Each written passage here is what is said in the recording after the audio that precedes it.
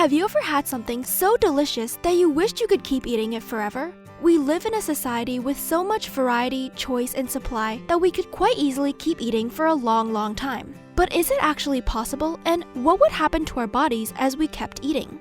Before we move on, we just wanted to thank you for checking out our video. And if you enjoy our videos, remember to subscribe and click that bell icon so you don't miss out on our future episodes. Now, back to the video.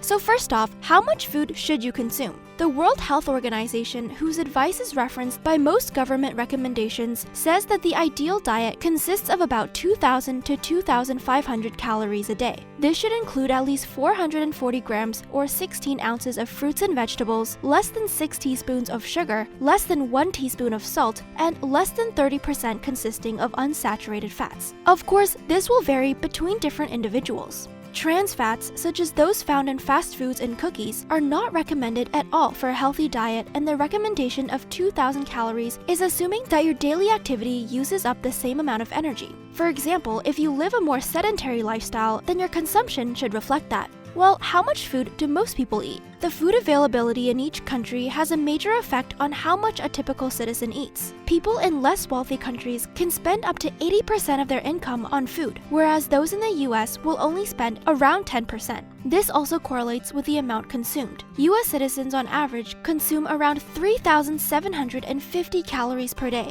while those on the other end of the spectrum in Eritrea consume on average 1,590 calories per day. So, what is the science behind hunger? The sensation of hunger is the reason most people eat, and it is caused by a number of factors. Hunger is a crucial instinct that keeps us alive because it warns us when our bodies haven't consumed enough energy. At the highest level, hunger is regulated within the brain by the hypothalamus. A set of nerve cells produce substances called neuropeptide Y and a Agouti-regulated peptide, which makes us feel hungry. There's another set of nerve cells that produce cocaine and amphetamine-regulated peptide and melanocyte-stimulating hormone that both have the opposite effect and inhibit the feeling of hunger. This interplay between the two sides is decided by the level of hormones in the bloodstream. In particular, ghrelin, which is produced in the stomach when it's empty, leptin, which is produced in fat cells, and insulin. When your stomach is empty, it releases ghrelin and leads to a sensation of hunger and often stomach growling.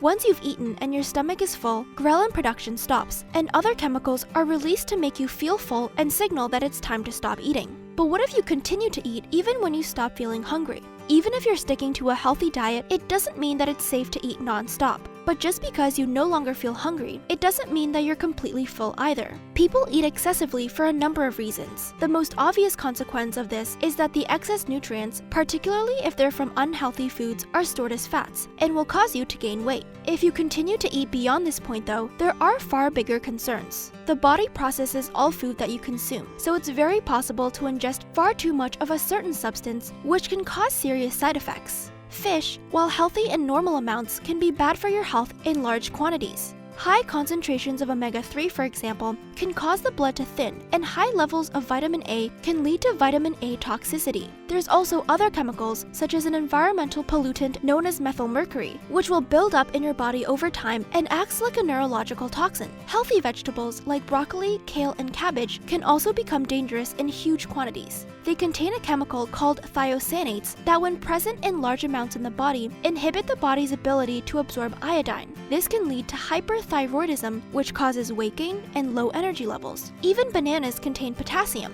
which is something that you need in small amounts but can actually be lethal at more concentrated levels. If you survive the effects of over-ingestion of nutrients but continue to eat, you would eventually have filled your stomach with so much food that it would inevitably rupture, causing internal bleeding and likely death if not treated immediately. Luckily, the body has systems in place, such as the suppression of hunger and the presence of pain, that makes it virtually impossible to reach this stage. Our bodies require a complex blend of nutrients to function properly, but this doesn't mean that we can absorb endless amounts of them. Continually eating will cause significant side effects due to overdosing. Remember, the crucial thing with consumption is moderation, because even eating too much of a healthy thing can be bad for you.